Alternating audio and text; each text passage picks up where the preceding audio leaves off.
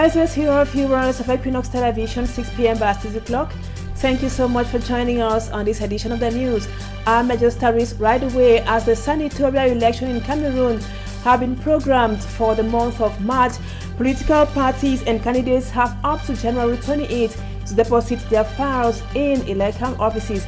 And how is a political party eligible for the senatorial elections in Cameroon? We will be telling you more on that in this edition of the news. And also in this edition, we take you to the West region, precisely in Bangante, where the people there are complaining of the absence of potable water. They say they now resort to water of doubtful qualities like springs and boreholes. Stay with us for details and more.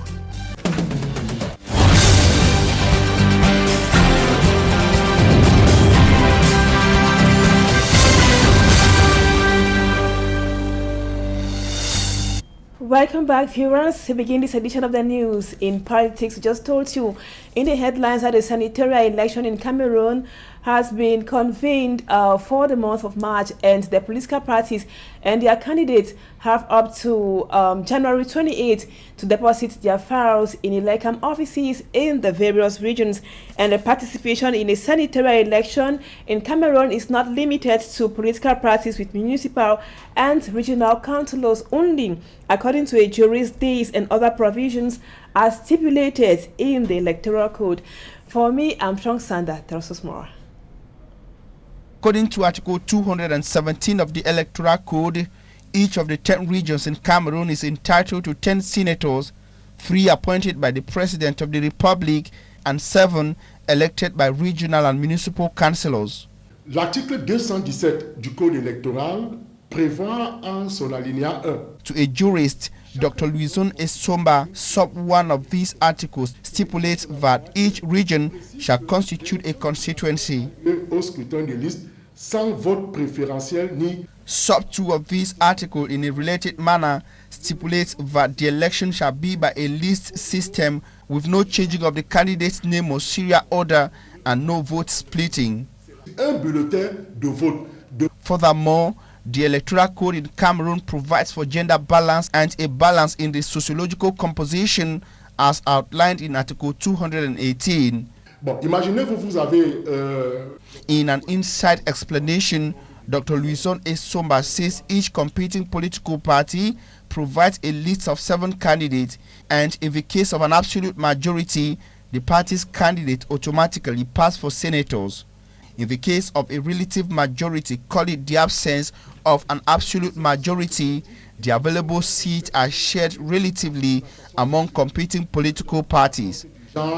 Et la prise en compte justement de la représentation dans la région où se déroule l'élection. Dr. Louison Esomba, however, insists that participation in a senatorial election is not limited to political parties with municipal and regional councillors only.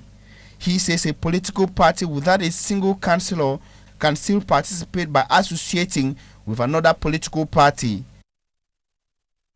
We'll be talking more about the importance of the Senate to Cameroonians, especially politically, economically, and also socially. That would be in the second part of the news. And councillors of Matom is a locality in the Nyong and Ekele division of the Central region, are said to be a loggerhead with the mayor of that locality over mismanagement of funds. They are also complaining about projects which are not yet executed. Our reporter Mala Glory tells us that their last council session ended in a fiasco. Anger, bitterness, conflict, there is tension in the air.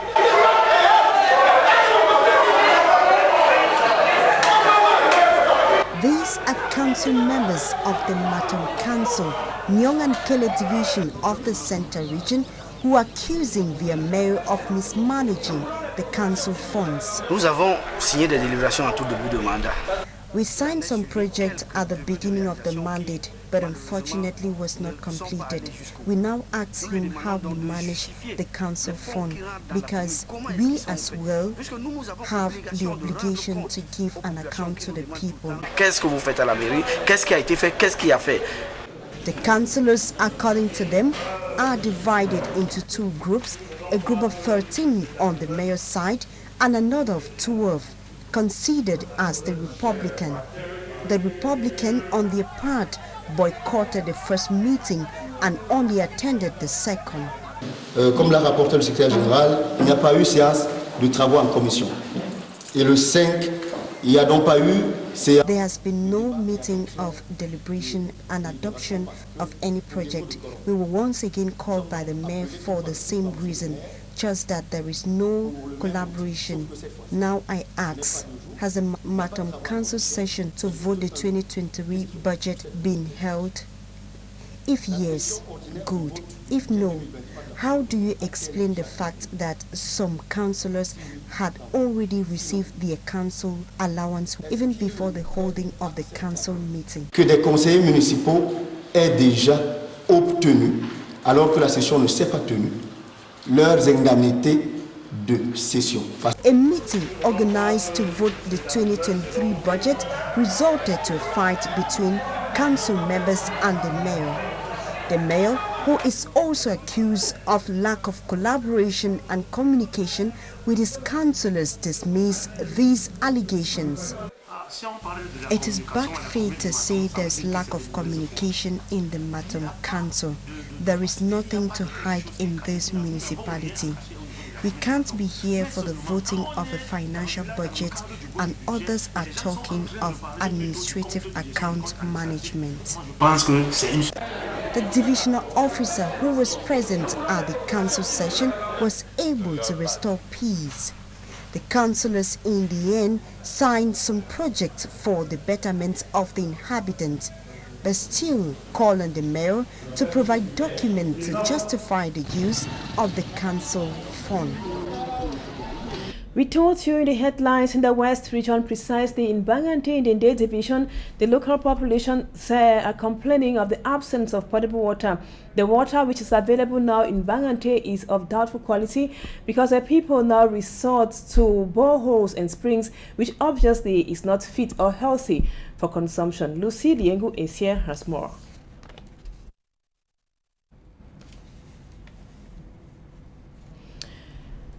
We come back to this report of Lucy Liengu is here. She takes us to Banganté in the West region where the local population, they are complaining of the absence of potable water. They say they now resort to water of doubtful quality, springs and boreholes. The consumption of that source of water is not healthy. It's not good for their health. Lucy Liengu is here has more.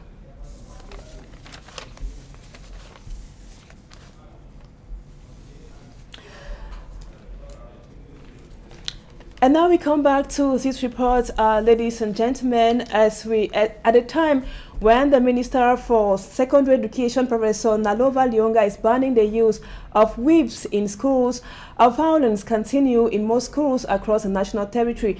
We now take you to Melong in the Mongo division, where a fight ensued between a teacher and his student, and peace or calm was only restored with the intervention of the SU and security forces. Let's now have more in this report. The senior divisional officer of Melong, alongside security officials in the Mongo division of the Littoral region, arrived at St. Michael Balingwa High School, Melong, and College Chumo Aaron when all the students were out of their classrooms. Classes were interrupted as a thorough search was initiated. This is following a fight which led to the exchange of weapons on campus, a situation which called the attention of the divisional officer on what leads to violence in schools. L'alcoolisme, le tabagisme.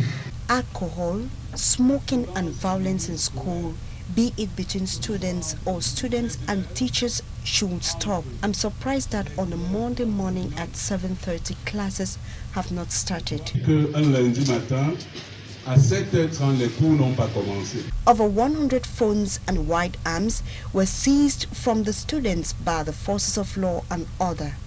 According to the school administrative authority, the coming of the security officials, as they have limited means to contain the students. Vous savez, nous, chefs d'établissement, on n'a pas assez de moyens de répression. We school administrators do not have the means and all that it takes to contain these students, especially when it comes to indiscipline.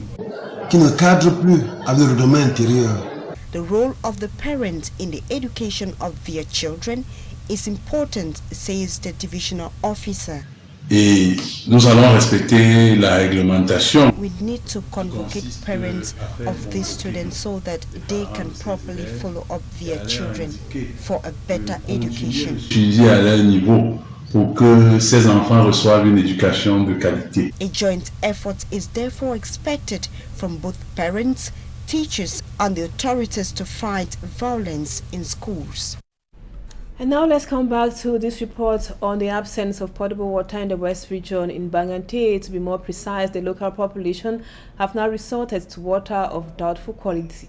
Let's now have more with Lucille Nguisi.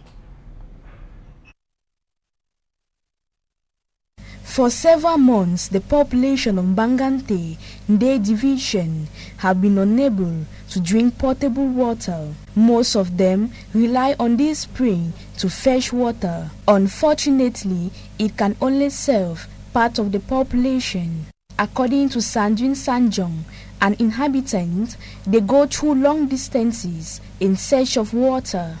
It is very stressful. We have to sometimes travel just to fetch water. We can't proudly say we are in Bangante. When we dig wells, they get dry. Springs, wells, and boreholes are now the only options left for the inhabitants, who also complain the quality of water from these sources cannot be trusted as it affects their health. Some have seized the opportunity to carry and sell water gotten from boreholes. Nyako Godlove, local of Bangante, says the activity has become his source of income. He carries water supplies to some houses. He adds that he finds it difficult to reach out to everybody because everyone needs water, but it's not enough. Some people get angry with him, thinking he does not want to supply water. The situation to him is becoming unbearable. Il faut que tous, le gouvernement fasse tout pour que l'eau revienne à Bangante. A source from Camwater, the company in charge of water supply in Cameroon, decries the absence of water supply facilities. While waiting on the authorities, the people say the problem of potable water persists. And now this element just getting to us. The death of barrister Sylvain Swap provokes contradictory reactions after a report on his death surfaces in public view. Let's now have more with Babula Jonathan.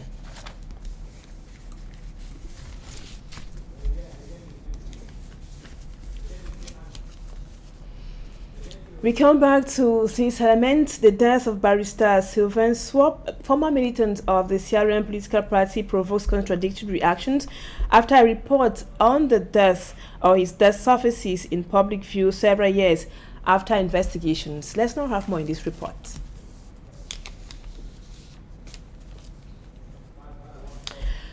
And now we go on to sports. Cameroonian heavyweight champion Francis Ngannou has been stripped of his title this is after he ended his contract with the Ultimate Fighting Championship, the UFC. The champion, Francis Ngannou, among other conditions, want health insurance to be provided to all fighters. Smart Jikan Gabriel completes the story.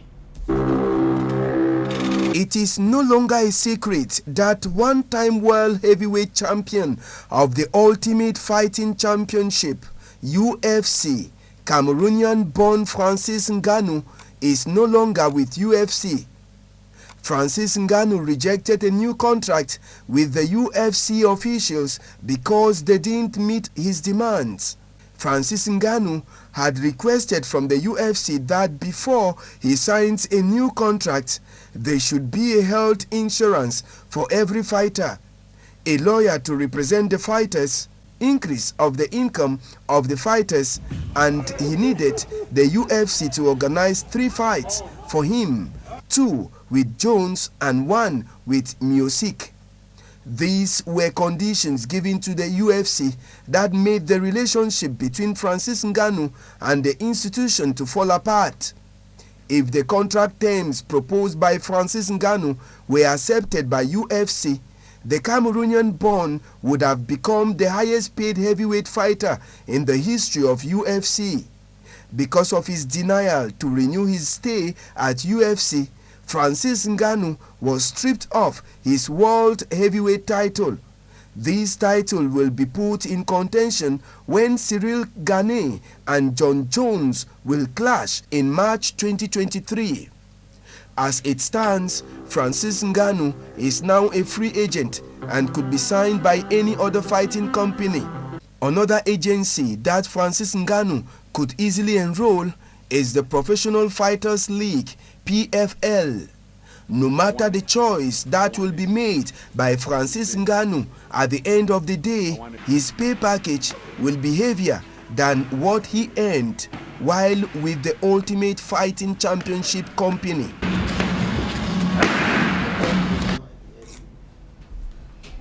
And now let's go back to this report of the death of barrister Sylvain Swap, a militant of the Cameroon Renaissance Movement. The death is provoking contradictory reactions after a report on the death surfaced in public view several years after investigations.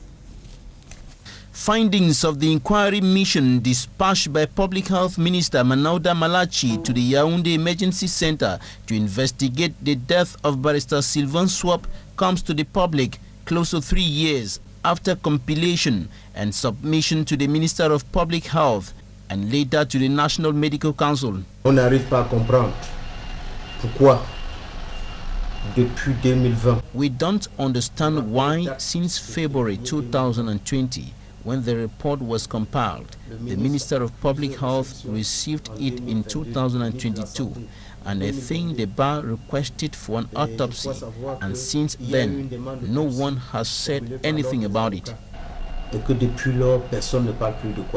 The report reveals several irregularities in the treatment process led by Dr. Zoa Nanga Yves Mathieu. The investigators found that after an accident, Barrister Sylvain Swap was transferred from the Bafoussam Regional Hospital to the Yaoundé Emergency Center without any transfer document. According to the investigators, the patient was not on the program of operation 13 January 2020, the day the operation took place, and this gave room to other errors and unprofessional conducts, including inadequate preparation, shallow consultation, lack of proper coordination, understanding, and communication among the medical staff on duty, pressure mounted by the surgeon on his colleagues specialized in giving anesthetics to patients. Dr. Zua and his collaborators say they did not observe any criminal intention. They rather attribute the death of Barrister Sylvain Swap to overcommitment by the medics who took care of him at the Yaoundé Emergency Center. The spokesperson of the Cameroon Renaissance Movement, CRM, College of Lawyers on the matter, Barrister Hippolyte Meli, contradicts that opinion. Lorsque on lit profondément ce rapport, on se rend compte qu'il s'y cache des actes criminels. There are criminal acts hidden beneath the report, and when there is a crime, criminal inquiries should be opened. Il faudrait qu'il y ait l'ouverture des enquêtes criminelles. Quand on nous a annoncé qu'il est mort le 16, he questions why the report reveals that he died 13 January 2020, but his death was announced 3 days later. Pourquoi c'est le 16 qu'il décide donc d'annoncer qu'il est décédé? On doit se poser des questions quant à savoir qu'en a fait le ministre de la Santé. Barrister Hippolyte Meli also puts question marks on what Public Health Minister Manauda Malachi did when he received the report. The absence of the National Medical Council in the investigation and the silence of judicial authorities, the Cameroon Bar, and the biological family of late Sylvain Swap. To him, these questions should be answered by police investigations and all those found guilty punished according to the law. And viewers, that was it for the first part of the news. Stay with us. Talking Points comes up next.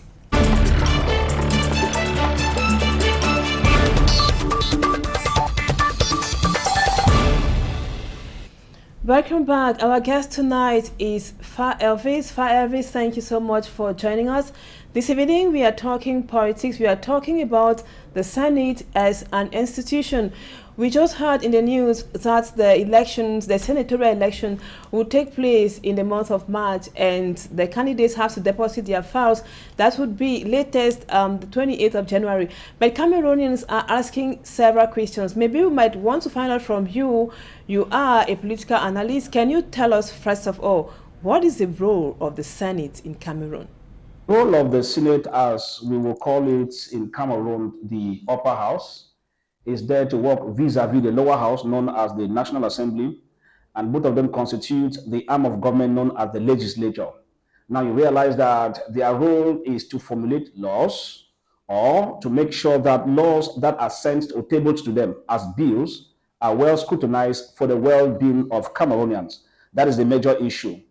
You see, somewhere along the line, there is a mixture or there is a mix-up within the government's operatives or within the government's measure in terms of operation, in that they are made in a way that the legislative arm of the government, instead of concentrating on taking a look at laws, deliberating on laws for the well-being of Cameroonians, they are instead involved in micro projects. And that's where the embezzlement and the haphazard nature of administration takes place. Now, you realize that from every indication, a handful of Cameroonians up till present are yet to understand exactly the role of the Senate. Now, as I tell you, they are there to complement the government's machinery, because they constitute that arm that goes a long way to act as a complementary body or an organ. But unfortunately, we don't get that. So at the end of it, people get confused as to what is the function of the Senate. So that house, known as upper house, when deliberations come in from the lower house, they are sent up to the upper house to also study them, scrutinize, and then they are now being sent to the presidency. Once they are validated, they become fully functional or enacted as a functional bill. So, but unfortunately, we are not seeing it as per se. And now, can you also tell us, we are talking about the senatorial election in Cameroon, and what does the seat at the Senate mean to a political party? When you look at it, some political pundits will tell you that the Senate is going a long way to assist in the full implementation of decentralization. But that's a false. It's a false issue, because if you look at the composition, the fact that the composition of the Senate is weighing more on the part of the government tells you that there's already a problem. For example, the universal suffrage, or indirect universal suffrage of the Senate does not exist as per se. What do I mean by this? It means that the Senate is structured in such a way that a handful of those who make up the Senate, more than three-quarters, are from the ruling party. It defeats that purpose of democracy. For example, you can't tell me that out of every region you have 7 senators who are elected, and how are they even elected?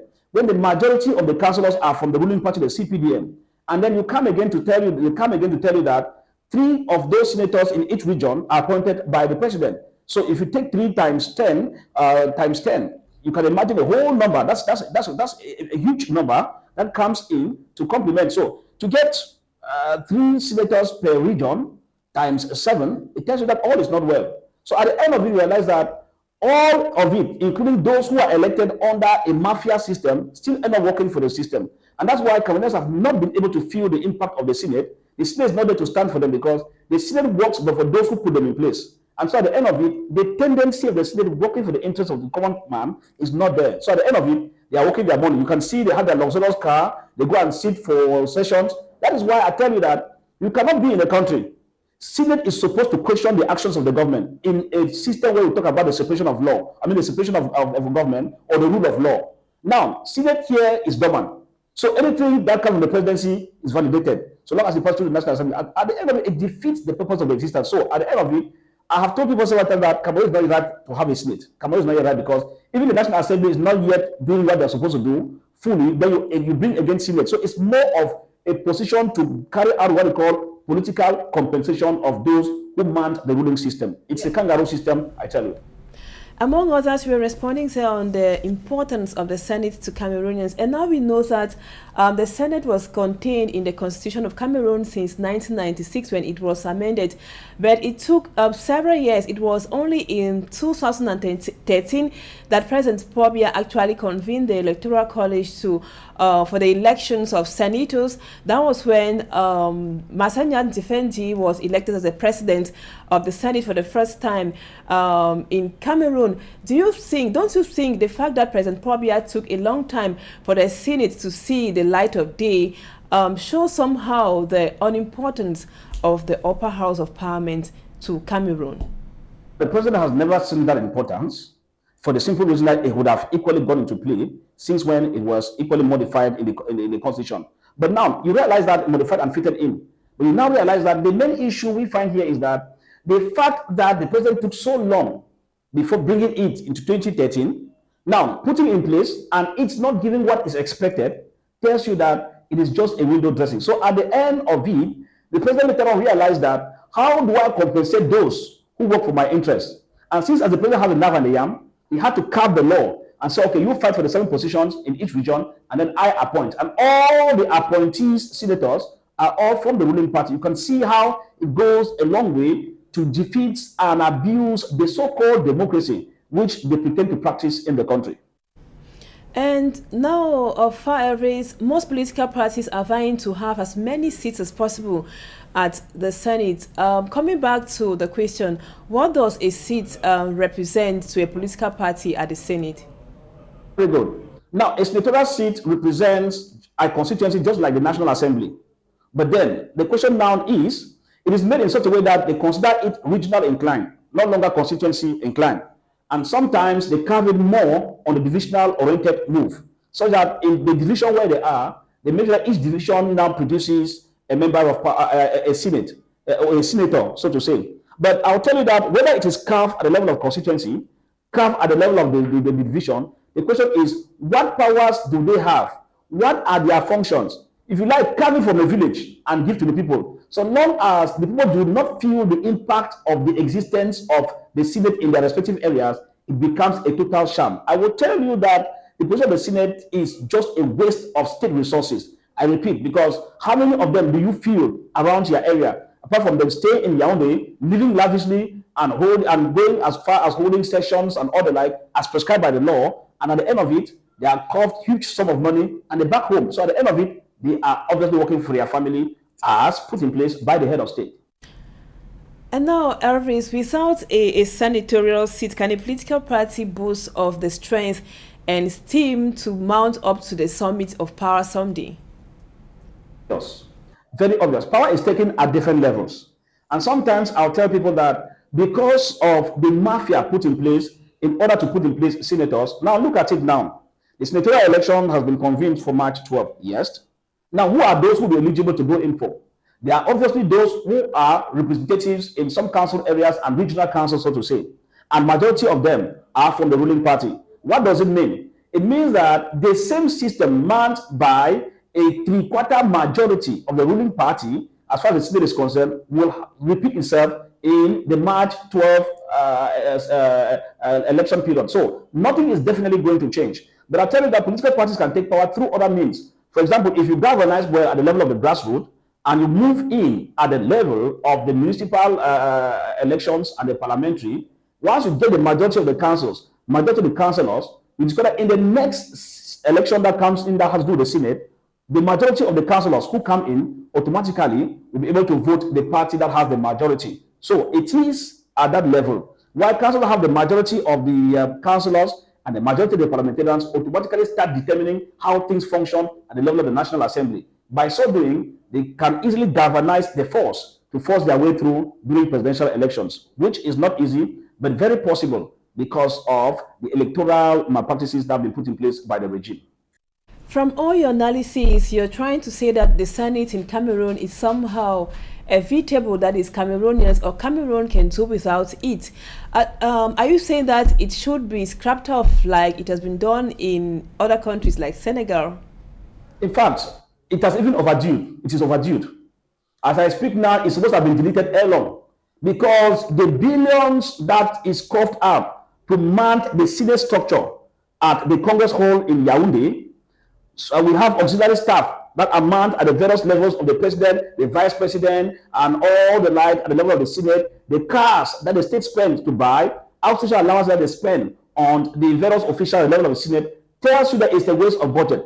Now, if we're in an intelligent state that is not kangaroo inclined, they will look at the expenditure and they will look at the annual budget they cough out to give to senators in terms of what we call micro grants, and seeing that it's not yielding anything, they are supposed to cut it off and let that budget be plowed back into the economy to take care of the health issues, health challenges, power failure, and all the like. But at the end of it, because, as I said from the beginning of this discourse, that because it is a position created for political compensation of those who work to the whims and caprices of the regime, it explains why they keep it there. If not, it is overdue. As for me, the Senate had expired early. It does not even exist as per se. Thank you.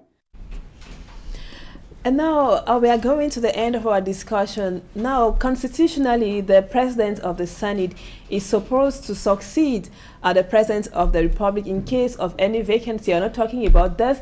The president of the Republic can decide to resign.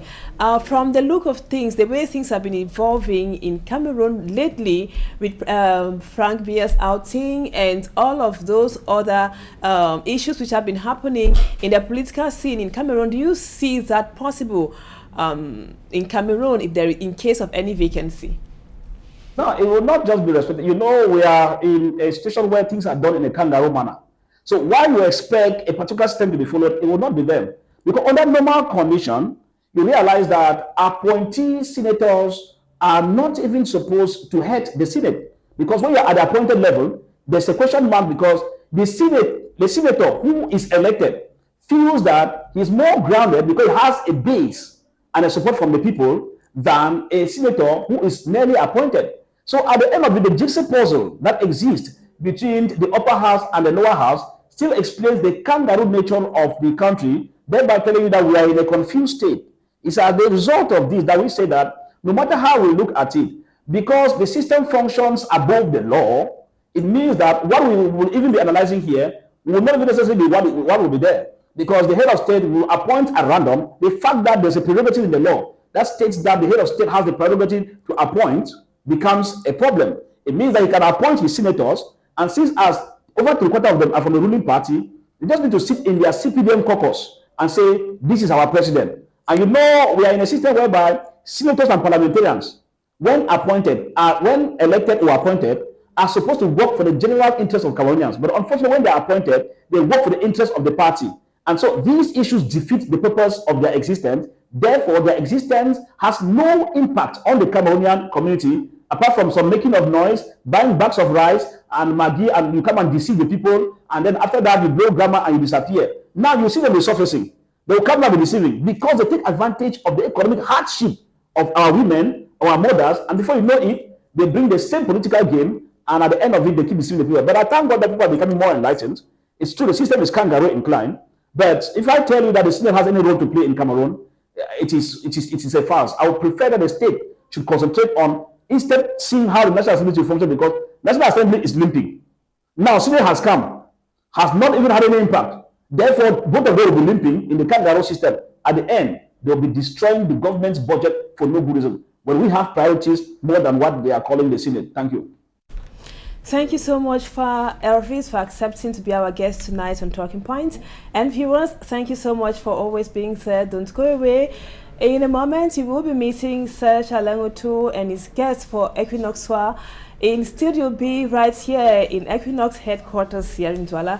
Bye-bye for now and stay with us.